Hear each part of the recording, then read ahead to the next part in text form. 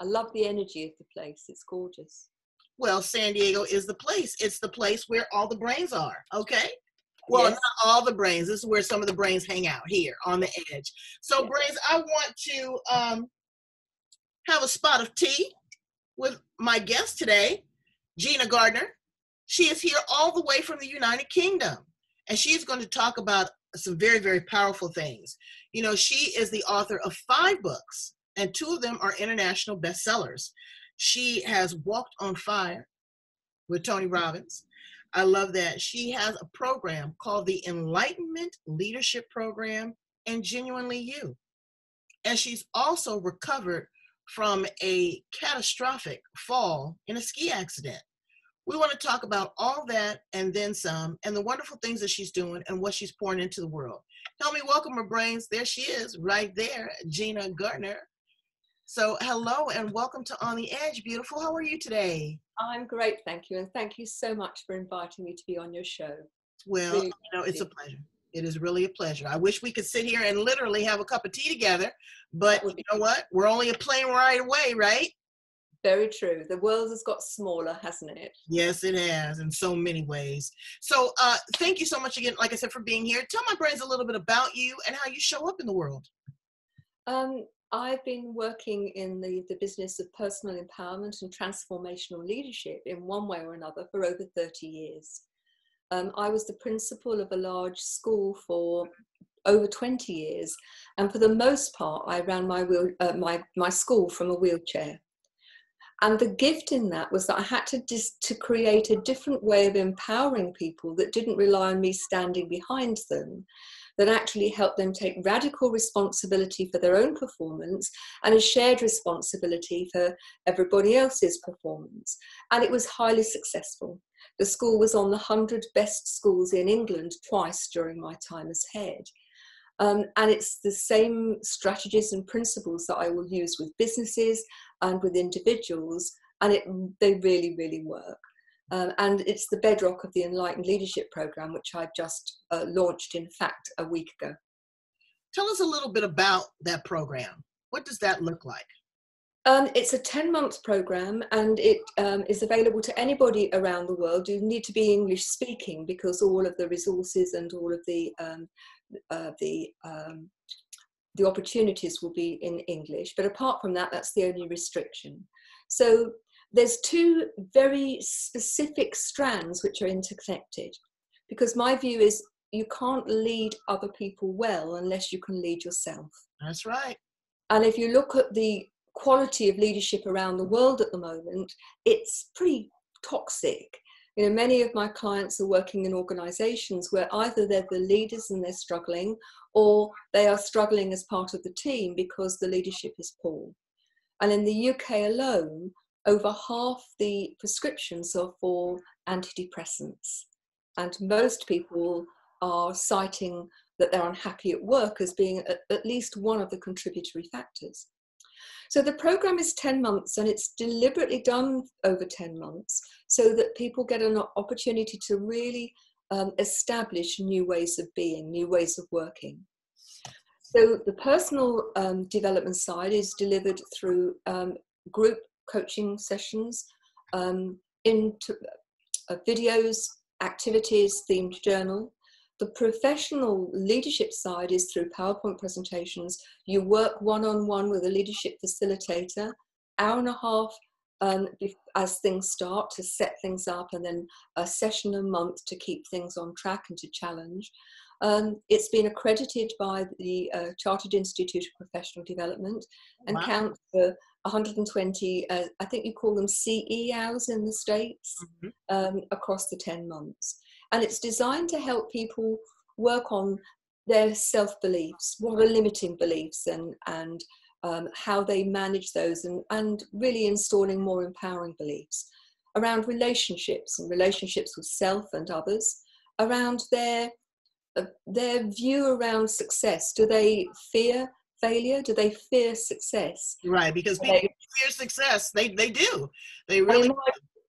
Half, 50% of people fear failure, and the other half fear success. Exactly. And they don't know how to prepare themselves for when success shows up. And You so know, because they they all become want it. frightened of that, then they sabotage.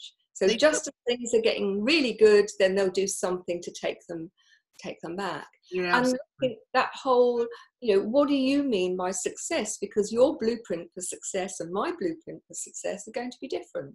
And there's Exactly. no right or wrong, they're just different. But if you don't identify what you believe success is, how can you aim for it? Right. Exactly. And Now, I want to dial back just a little bit because you mentioned something that was very important, and I don't want my brains to miss it. You said that you were the principal, the head principal for the schools there, and you did that out of a wheelchair. Tell my brains a little bit about, what happened to you, what was your realization, and how you got in that wheelchair. the initial problem, the starting point was the ski accident. I'd had a bad fall on the penultimate day of the holiday.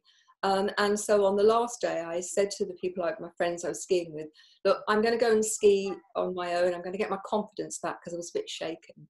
I'll meet you for lunch. And when I met them for lunch, they said, we found this fabulous new run, come with us. And so off we went. It was a beautiful day, really sunny, really hot day. And we got off the chairlift at the top of the mountain, and I followed them. And as they went round a corner, I could see something was wrong. And instead of being on the beautiful red run that they had found, we found ourselves on the Schindlergratz, which was the most difficult black run in St Anton. Ooh. And it was full of moguls. Now, some people may be very familiar with a mogul. It's where the weather has eroded the snow and you get bumps. And you can get bumps a bit like cobbles, a couple of inches tall, but these were monsters. It was a very steep slope, but it was full of 6-foot moguls.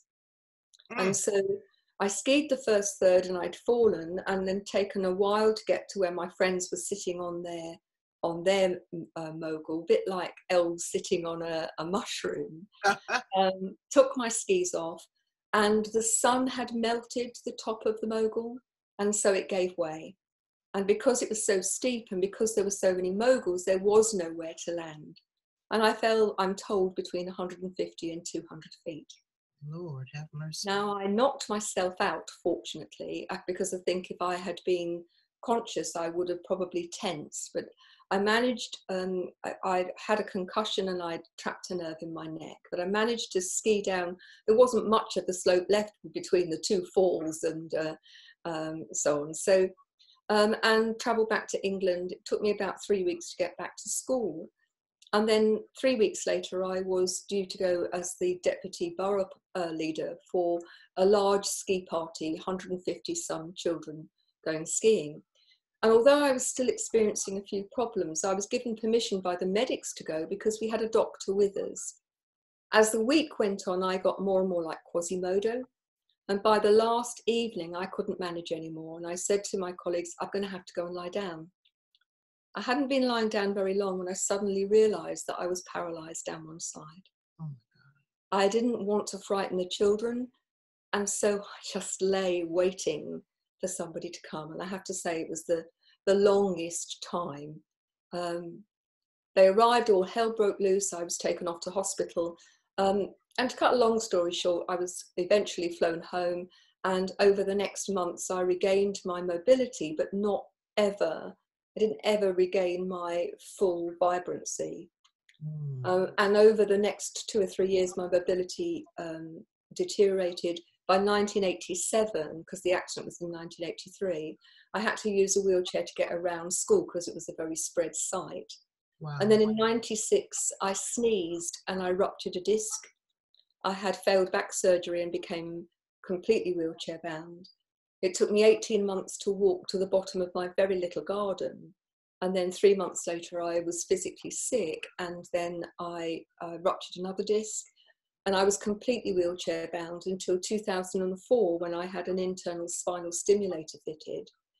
And now in 2000 and just beginning of 2020, I don't use a wheelchair in the house or the garden. I can walk very short distances. But if I go into town or I go away, I have to use the wheelchair then. But my mobility is now the best it's been since 1996. But it's Now, been all of that very slow. is your aha moment. That was your awakening. that caused a shift in you, you know, because Absolutely. again, you are a vibrant, young skier, you Yes. know, you're a daredevil, you're a risk taker. And then you find yourself in this vulnerable position. When that happened to you and you're in this down period, you know, of course, there's going to be a lot of self-reflection. There's going to be a lot of self-shame and hurt and disappointment and anger. How did you shift yourself? How did you, you know, learn to forge ahead and not be angry and not be bitter, but continue to try? I think the first thing is that I became the head teacher 6 months. I was the deputy at the school. The head died very suddenly, the principal, a year on, and I became the head of the school. And I was determined that the school was going to do well, and that I would not be the reason for the school not doing well. And there's been a huge gift in the disability in that because I couldn't physically get into the classrooms, I had to find a different way of developing and empowering my staff. And so my focus was very much on doing something that I loved and was really positive rather than focusing on my disability. So, for example, after I came out of hospital from one of the back surgeries, I've been in hospital 6 weeks, but I was back at school 4 days later. Why? Because if I was at home, if somebody hadn't left me a cup out and filled the kettle, I couldn't make a cup of tea. But I could go into school, and if I was at home, I'd got reading and daytime TV was all I could manage. But I could go into school and my brain and my mouth and my hands worked. I'd got people there who could lift things down or do things, the physical things, but I could run my school very effectively. Now, what would you do? Focus on the lack and what you couldn't do, or focus on something that you loved and really had a purpose that you could? And I for don't me, know. After I stopped crying. there were dark days. I have to tell you that there were dark days. But I didn't stay down there long because my view was, well, there are more important things to do. Right. You know, I can stay being miserable or I can get on and do something useful. And part of that's my upbringing. You know, when I was a child, if I was down in the dumps, then I'd be told, you know, go and do something for somebody else. Go and do something and focus on someone who's, you know, that you can help. And it's been a very good thing for me. And I'm sure that you have been such a great role model and inspiration for the children because they look at you and they see that you are able to overcome adversity. I think that's true. But for me, disability is almost a metaphor for life. Because if you think you're not good enough, you're not tall enough, not pretty enough, that you're too fat, too thin, too whatever, that limiting belief means that you diminish your ability. Right. My legs don't work very well, but I can get into my wheelchair, particularly the electric one. I only ever have it on full speed, and I can disappear. But you take those limiting beliefs into every moment of every day. And you talked about pivotal moments, and if I may, I'd like to share one with you and your viewers. While I was a serving principal, I worked for the government as an advisor, and I worked with the National College as a trainer facilitator and the London Institute and all sorts of things, not all at the same time, but to keep my school at cutting edge and to earn an income because our budget was so dire at school. And I thought that I was really pushing the boundaries because I was going all over the country. But after I'd finished headship, I then trained to be a neuro-linguistic programming master practitioner. And I did all of my training with one organisation, so I decided to go and see as many different organisations as I could. And I ended up at the Excel Centre in London. Tony Robbins' course, Unleash the Power Within, 10,000 people on the course.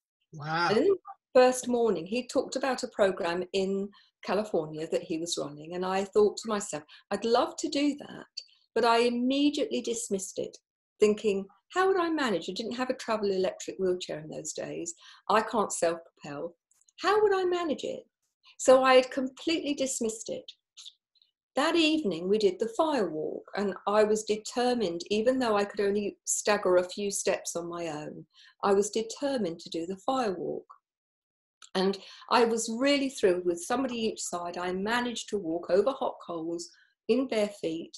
And if you've got the right mindset, then you don't burn. And as I sat back in my wheelchair, I was ecstatic that I'd actually done it. The guy behind me was a double amputee. He had no legs below the knee. He tipped himself up onto his hands and he walked on the hot coals on his hands. No, he didn't, girl. He did. And in that moment, that was a pivotal moment for me. Yes. Because what it said to me is, if he can do that, then I can damn well get myself to America and go on that course. That night I booked my flight, I booked my ticket. Since then I've done all his stuff, became a senior leader. I've traveled all over the world, speaking, learning, teaching. And that's because that guy taught me that the only thing that limits us is us. Wow. Wow. And I've shared that story. I have no idea who that man is. He doesn't have a clue who I am, but he changed my life. And through the people I've spoken to about it, he's changed other people's lives. So my challenge to anybody who's watching or listening this is, how often do you self-limit? What are you doing or not doing because you don't believe it's possible? Right. And to say, you know, it's time to ditch that and to find a way. Instead of saying, I can't, ask a different question. How can I make this possible? Absolutely. And how do you make it work? That is an incredible story. So you've written not one, not two, but 5 books. Yes. Tell us a little bit about your books, your publication, and your writing process. The first 2 books actually came as a result of, I left Headship in 2004, but I wasn't ready to stop. Daytime television doesn't do it for me. Right. And I looked at all of my skill set and thought, well, I've got all of these skills. What am I going to do with it? So I took myself off to do a research project across industries in terms of, were the issues facing us in school the same as those facing different industries? And of course they were. And so Kickstart Your Career, which is designed for people leaving the world of education, it's how to be a professional grown up quickly, really. And then the second book, which is written for managers, is how to make the best, how to manage your staff more effectively. And those became my calling card when I first started working with businesses and corporates, because when people saw the book and actually saw the content was very practical, jargon-free, a how-to books that opened doors for me. Right, and that's what people want. They want, you know, they want something to engage in. They don't want just a read. That's like you just talking to someone. They want to actually engage and have some activities. And so it was a distillation of all the stuff that we'd developed in school. Wow. And why we were so successful. In 2009, there was a recession, and I lost all of my contracts that were going to sustain me for the whole year in 1 week at the beginning of January. And I was talking, and I've always practiced what I preach. I am a coach, but I've always got at least one coach on the go. And she said, I think you ought to write a book about you. And I dismissed it, but we talked about it. And in the end, I wrote Chariots on Fire. Chariots on Fire is an allusion to my wheelchair. Lots of people see it as a thing of lack. For me, it's my chariot. It's what enables me to do things that otherwise I couldn't. Brilliant. And so Chariots on Fire is my story, or some of my story, and the strategies I used personally. Now, while I was at school, I had a very strong sense of purpose, but my work over the last since 2004 till a couple of years ago, I was working with organizations and teams and individuals, but I got a growing sense that I had a bigger purpose. And so I set up Genuinely You, which is around personal empowerment and changing the quality of life through leadership. Because if you get to the leaders, the decision makers, like a stone in a pond, it ripples out. Right. So whether you're a leader of your family or your church or your organization, your business, your society, the quality of leadership has a huge impact. And so I wrote Thriving, Not Surviving, the 5 secret pathways to happiness, success, and fulfillment. Because what I recognized was whichever route people came in, whether it was personal or couple coaching or business coaching or business training, we had to cover beliefs, relationships, attitude and approaches to success, Right. managing change and transition, and then how do you find your purpose and fulfillment. And so that book was written to be the bedrock, if you like, of Genuinely You. And I've got a personal and spiritual development program and membership group called the Thrive Tribe, Together Tribe. And then the second part of that, that's the thing that's brought it together, is the Enlightened Leadership Program, which has just been launched. And both of those bring together all of the work that I have developed and learnt, and much which has just moving it on, because I believe we need significant change in terms of the way in which we operate as individuals, as groups and collectives. And that's globally. It's not just there in the UK. Do you find that the people in the UK are receptive to this thought process, to this this shift and this awakening? People are very stubborn here in the United States. They are stuck in their ways, and their ways are backwards. Do you find that you're getting resistance, or are you finding people that are really engaged? I think the number of people who are ready to engage is growing slowly. And one of the reasons that I'm on this show really is because this needs to be global. Yes. And I've designed the program so they can be accessed from anywhere in the world. And I believe that we need a certain number to reach a tipping point. And once we reach the tipping point, then things will accelerate. People don't like change. It's hot wired into us. You know, when we were cavemen and women, change meant threat. Right. And so people stay stuck, even if it's very uncomfortable, because it's what they know. But it's threatening because it calls you to action and it makes you move. Yeah, you've got to do something. You've got to do something. If you don't change what you do, how you think, then you stay stuck in the same old, don't you? Right. And it's for me, it's how do I access those people who are ready to take action, who want to make a positive difference in the world, and who want to engage with other people who want to do the same. Because individually we can do so much, and we all are things we can do. Anybody who thinks that I can't do anything, spend the night in a room with a mosquito. You know, something very little can have a profound effect. Right, right. But collectively, we have so much more power, don't we?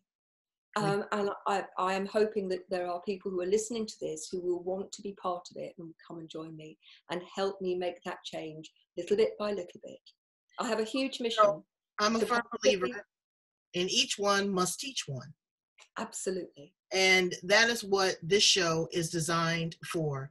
It is designed for influencers and game changers, people that are ready to move from where they are, to get unstuck, and to take a chance, and to be a risk taker and not be afraid. Yes. You know, fear is really a warning sign. It's a gauge, but it's also our best teachers. And things that hurt us the most are our best teachers. I mean, you're a perfect example of that. You know, you had a devastating fall skiing, something that you loved, and you've turned that around and you've not let it, you know, debilitate you. You've made it a vehicle for you to be an enabler to help others. So I think that you're awesome. And I thank you so much for sharing your wisdom and your time and, you know, dedicating it to the children, you know, in your schools, because again, being a principal, because, you know, kids is bad. Hard work. They are hard work. But they're wonderful too, if they have the right leadership. If we don't teach them, if we don't give them a sense of values, of possibilities, then the future for them and for us is pretty bleak. It is bleak.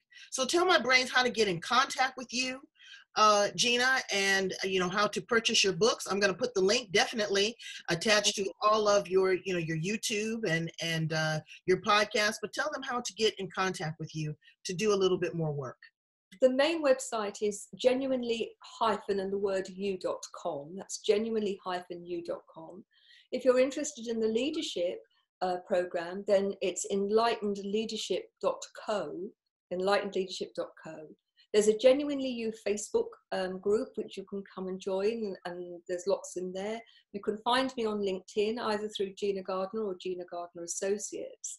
And all of those will have my contact details. And I would love to hear from people who may be interested in being a participant or interested in being an affiliate. Well, either way, you can't lose, Brains. Thank you. This woman here has walked on fire, okay? And so I know what that feels like. I know how exhilarating it is. I know how the fear has set in. But that's not what we're doing here on The Edge, Brains. We are leaders. We are influencers. We are game changers. And it's time to change the game. I agree. That's all I can say. So you can start by subscribing to our YouTube channel, Blog Talk Radio, going in and finding out what Gina Gardiner is doing there in the UK. Purchase a book, get some information, and stay close to the edge. Gina, thank you so much for being here with me. Come back, keep me informed as to what's going on. You know, we build relationships here. We're not just one-trick ponies. We don't just do it one time and it's over. It's an ongoing relationship. So I honor you and I thank you so much for being here with me today on The Edge. Thank you very much for having me. It's been a pleasure. All right. Bye, Brains. Have an amazing day. I love you.